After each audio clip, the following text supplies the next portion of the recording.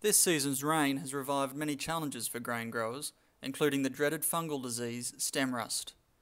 In responding quickly to recent cases, the Grains Research and Development Corporation, in conjunction with New Zealand's Foundation for Arable Research, is supporting trials testing the effectiveness of a range of stem rust fungicides.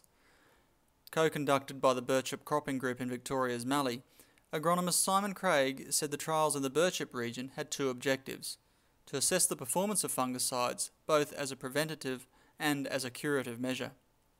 It wasn't just this season, it was also last season. We had a wet harvest, which meant that we had a good green bridge, and that has really put at risk those susceptible varieties such as Yippee, which is commonly grown around the area, and other varieties that may be affected. Now that we've had a green bridge again, or a wet harvest in 2010, we're likely to see the disease come much earlier now that the disease has been commonly found in most crops.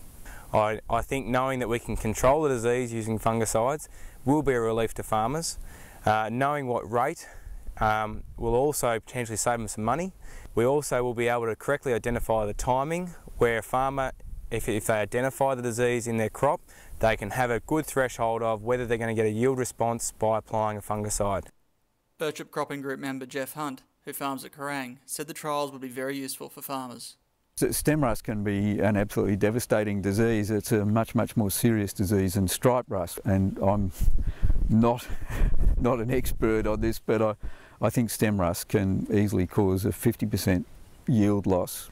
They'll help people to decide which varieties to grow depending on what the outcome of the fungicide use is, and of course the economics of applying the fungicide will be made clear as well. So I can see there's tremendous value for growers in these trials.